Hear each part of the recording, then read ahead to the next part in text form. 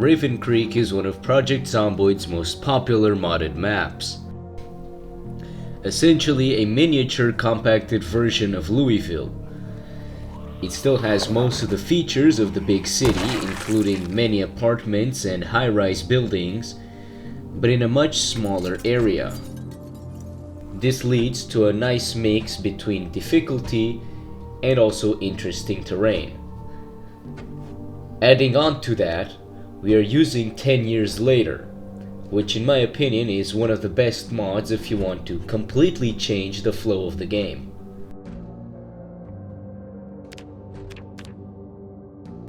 Having spawned in with the prepper outfit from Undead Survivor didn't give me a lot of insulation. Thankfully, in one of the houses I first checked, there were some jackets. These would be very helpful. Of course, the main threat in cryogenic winter is going to be the cold. In addition to cryogenic winter, I am running Health Plus and Hypothermia kills, both mods that are going to impact the effect the cold has on me. No longer will being hypothermic only reduce my attack speed and make me lose some health, but now it can not only kill me but give me frostbite.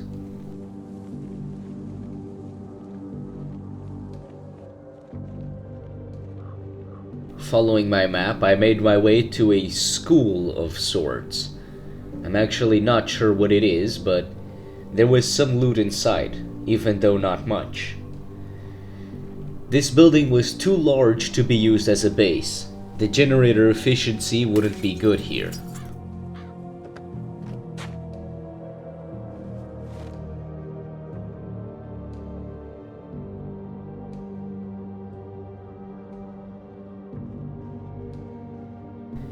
I checked some vending machines for loot, but there was nothing. I then went into a back room of sorts and found some changing rooms. Thankfully for me, these had quite a bit of loot due to the Stalker armor pack.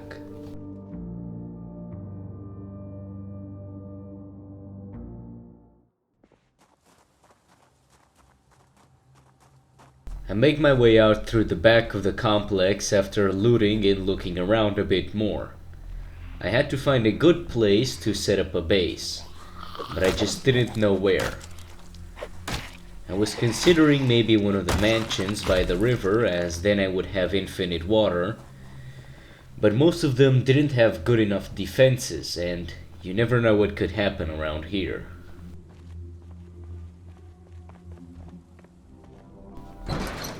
I found myself at a gas station. This would be useful in the future when I got a generator, as by powering a gas station you can get infinite gas. I might not have a generator yet, but I do have a pen, so I decided to mark down on my map where this gas station was, in case I ever needed to come back here for future use.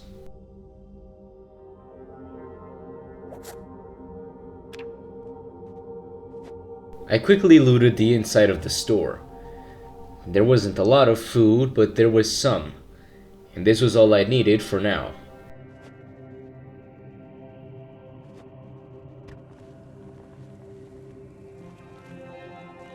One of the main features of cryogenic winter is that the first few days are relatively warm. These are going to be essentially your prep phase if you don't have warm clothing yet, as soon as it starts snowing, temperatures will drop all the way down to -80.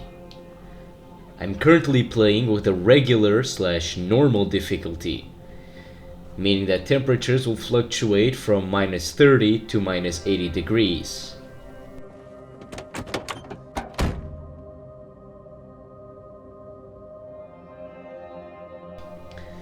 By some insane stroke of luck, the first car I entered had a key in it. This was nice. This was the first time I would actually be able to get a car in one of my series. Unfortunately for me, my character has 3 traits which actively hinder his driving. Regardless, driving around in a heated car is going to be better than walking around in the cold.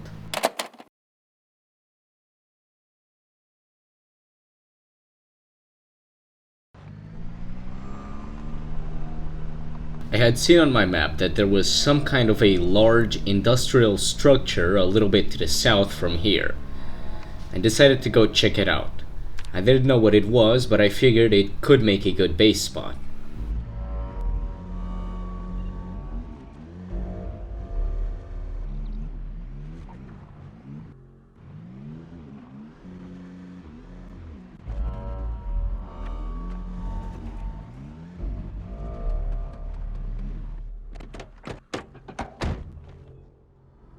When I arrived, it appeared to be some kind of a construction site.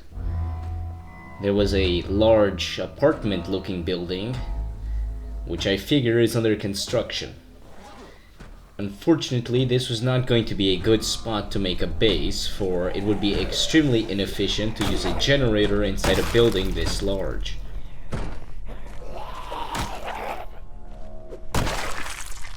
The only loot of value here was this crashed ambulance. And while medication is in fact useful, it wasn't exactly what I was looking for.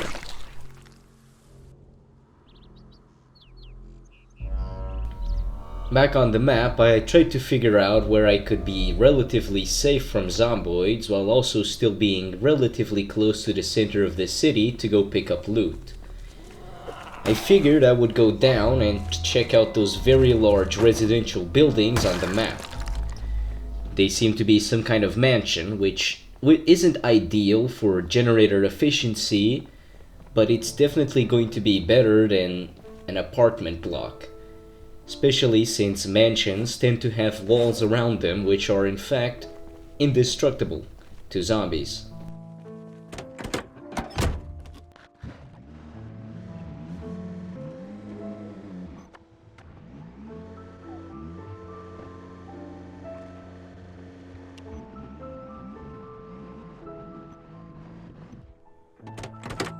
I then found a large parking lot. I thought this would be a good place to set up a base, as there was of course a wall around it, but I soon enough found out that it was an apartment. And not only was it an apartment, it was also completely overrun by zombies.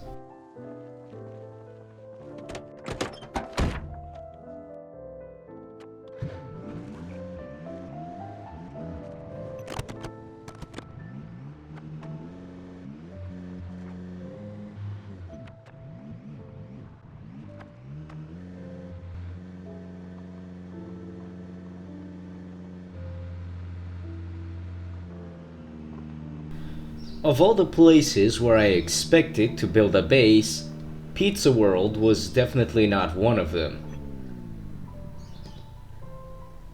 While it may seem odd at first, as most people are going to make their bases in residential buildings, I think the Pizza World is going to be my best option here.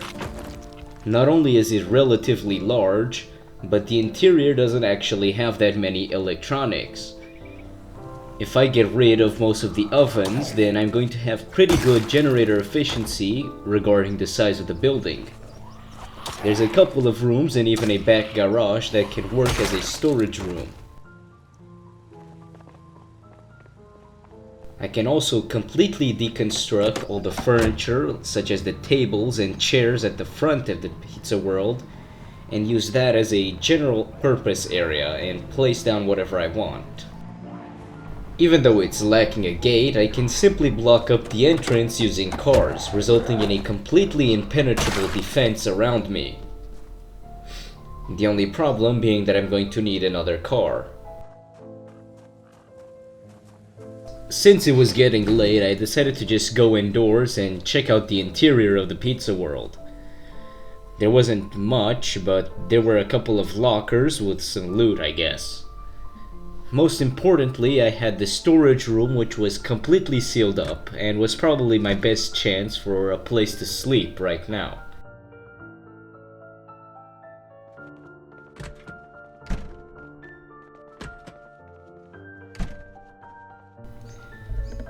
Checking out the back room, there was actually some canned food in here. 10 years later really makes you appreciate any and all food you can find. Whereas in a normal run, you can pretty much get infinite food just by looting a single supermarket, In 10 years later, it's completely different, and calories are going to be even more rare than regular food.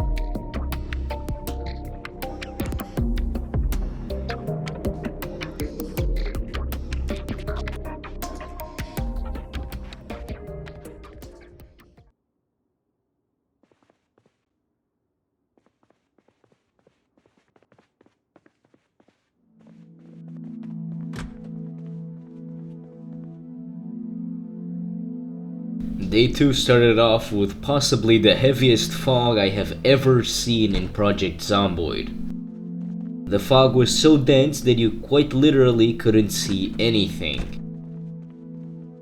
The problem with my current mod pack is that walking around in this fog would also put me at great risk of getting ambushed by zombies. And that is one of the last things I need right now.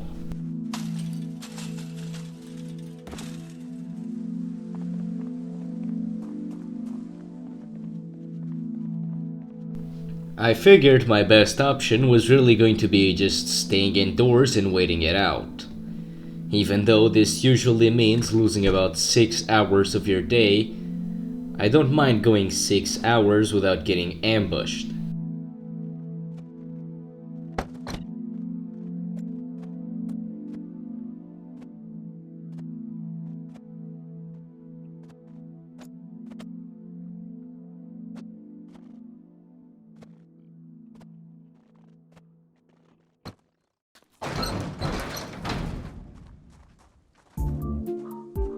I didn't have a watch yet, so I didn't know exactly which time it was. At least I could see now, which was an upgrade over the morning fog. Since morning fog tends to dissipate around midday, I'm guessing that would be the time it is right now. I realized that there was a big street here which had a ton of shops in a row. I decided to check it out first in case it had any important loot. For example, maybe some books. I was primarily looking for Carpentry Volume 2 so that I could start deconstructing everything in the pizza world.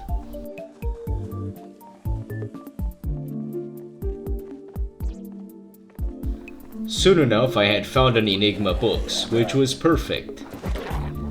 I could find here pretty much every book that I would need for a long time, so I decided to clear out the zombies in the surrounding area before getting to looting.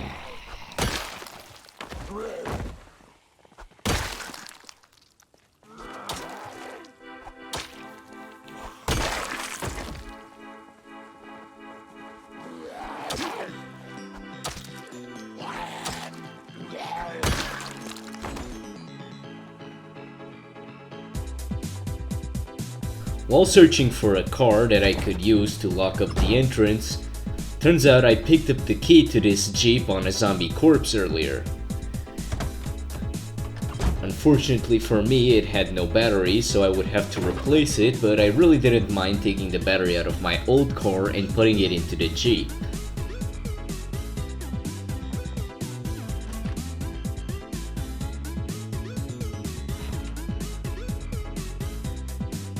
Inside there were just so many books that I decided it would be best to just take everything. I would then sort out my duplicates later.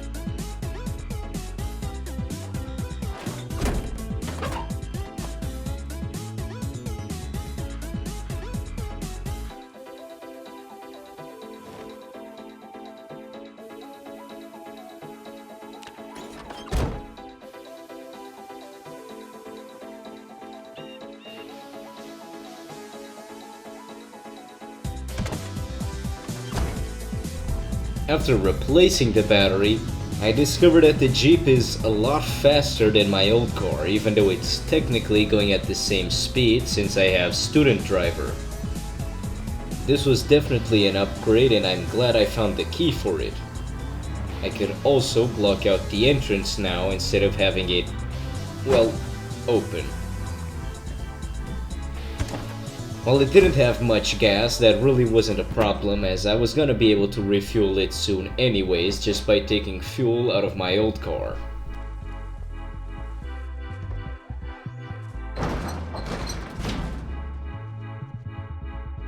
Since the Doomsday Prepper occupation starts you with a cool little gas can filled, I decided to go and use that to fill up my new Jeep. Later I would take out the gas from my old car.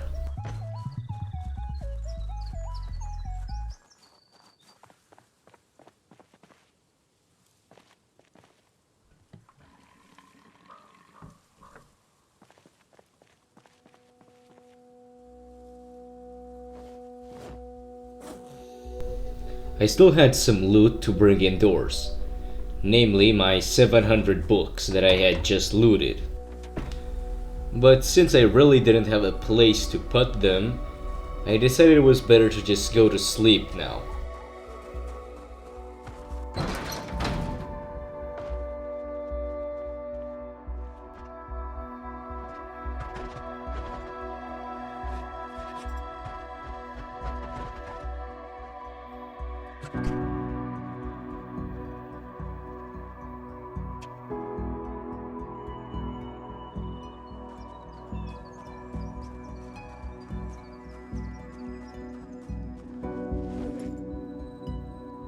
On the third day, I decided to go check out some more of the nearby loot. Mainly, another crashed ambulance.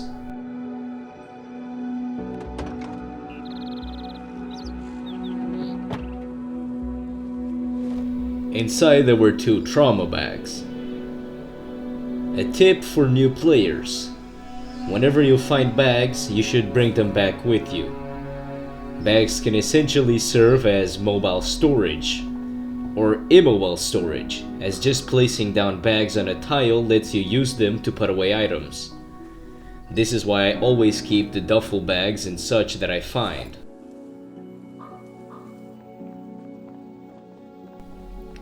I went back to the shop street to make sure I had picked out just about everything.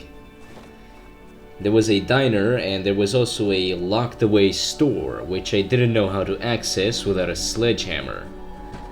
I decided to go around the back, but I didn't find any entrance there. What I did find was a massive van with about 300 carry capacity.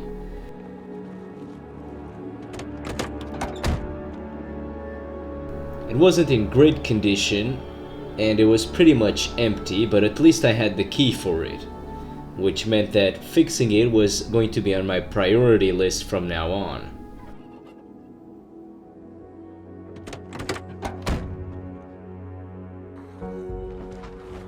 Back here there was also a firefighter helmet that somehow had better insulation than the Stalker cloak. I have no idea how that works, but it just does, and I'm not going to complain about staying warm in a cryogenic winter.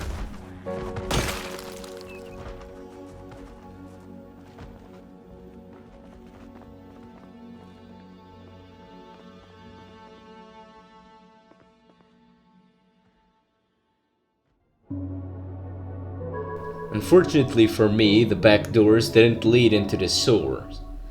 In fact, they led to some kind of an apartment complex.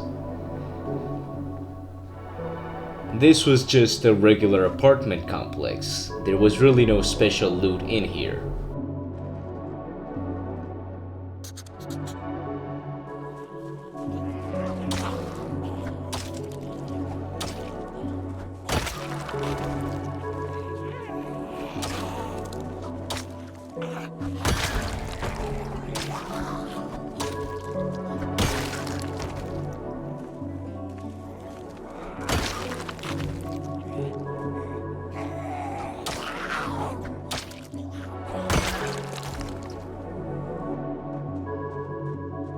I went around the other side and decided to check out the Time for Sport.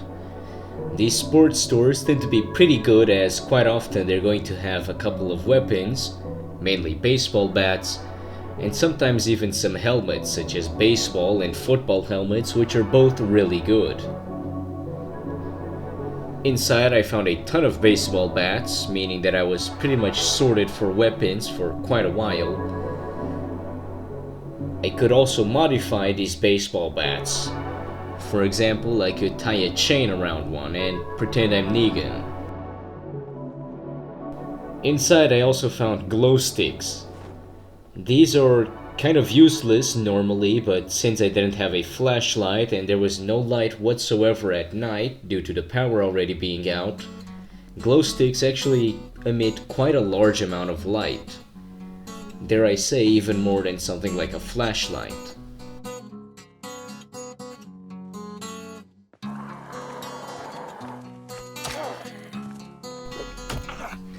On my way back, I discovered a neat little bug with the dual wield mod. For some reason, my hammer didn't do any damage, but still gave me XP, which would have allowed me to farm infinite XP off this zombie.